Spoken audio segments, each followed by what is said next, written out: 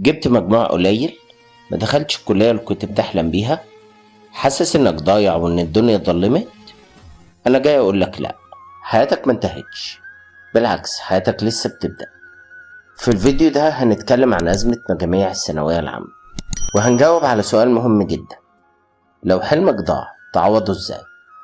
وكمان هعرفك على ناس كتير فيهم اللي فشل يكمل تعليمه لكن غير حياته وبقى عظيم، وفيهم اللي كان ناجح في مجاله وسابه وبدأ من جديد وبقى أسطورة في اللي بيحبه.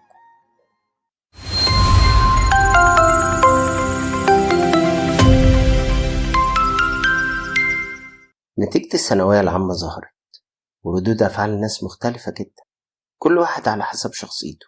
يعني في حد عاطفي قعد يعيط ويحس إن هو وحش وإن هو مقصر في حق نفسه وخذل أهله. في حد محلل مفكر قعد يحلل ويقارن ويحسب: ليه ما جبتش مجموع كبير زي اللي حواليا؟ أنا عملت إيه غلط؟ في حد تاني شخصية قيادية مش بيعترف بالمشاعر والحزن، بدأ يفكر ويشوف الخطوة اللي جاية على طول.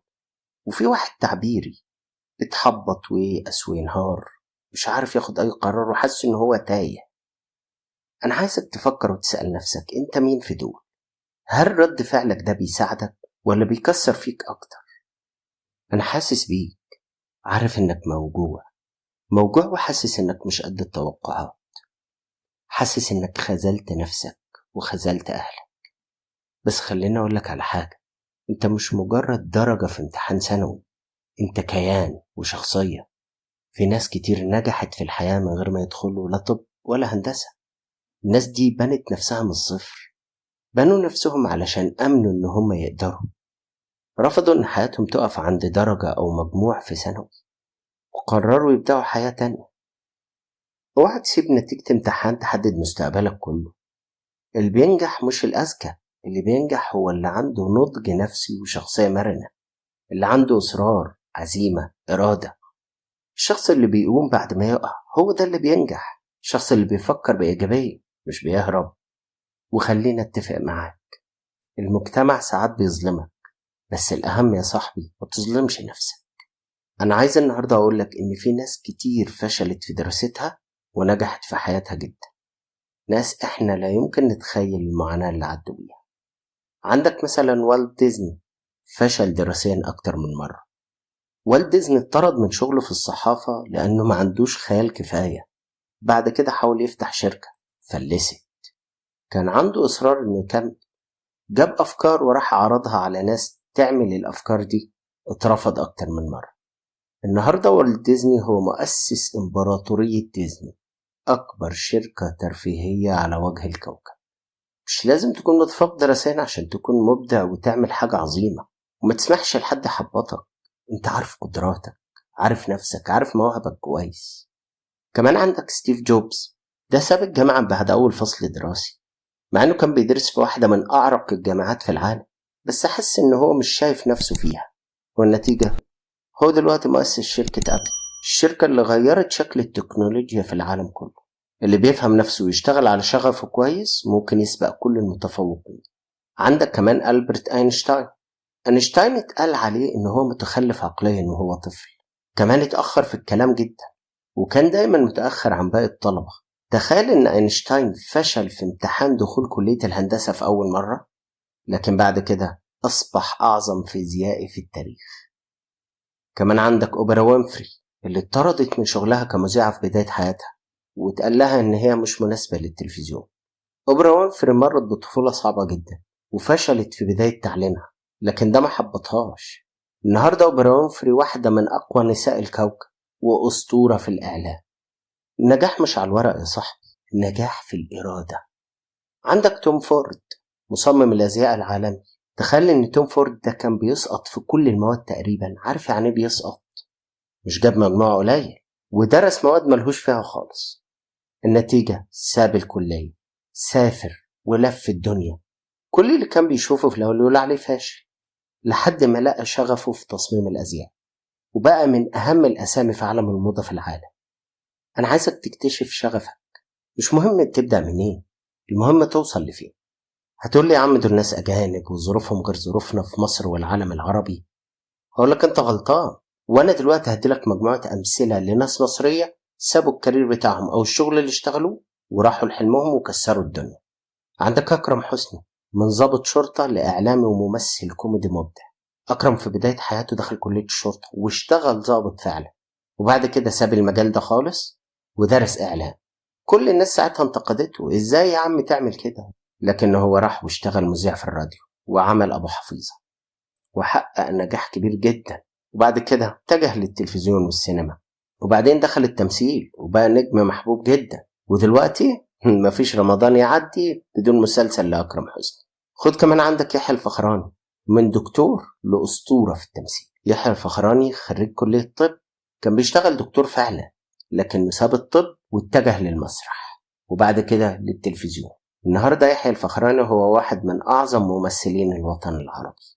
حتى لو درست حاجة كبيرة ده مش معناه انك مرتبط بيها طوال حياتك. تخيلوا يعني يحيى الفخراني لو كمل شغل في الطب كانت حياته هتكون عاملة ازاي؟ هل كان هيبقى مشهور زي كده دلوقتي؟ عندك سهر الصايغ، طبيبة أسنان وممثلة ناجحة جدا، ونجاحها ده هو اللي مشندل حالها. سهر الصايغ خريجة طب أسنان جامعة القاهرة، اشتغلت في مجالها لكنها اختارت بعد كده تكمل في التمثيل ونجحت جدا، ودلوقتي لها أعمال كبيرة ومسلسلات ناجحة، وبرضه ما زالت مكملة في الطب. مفيش مانع انك تذاكر وتتفوق، بس امشي برضه ورا حلمك في الآخر.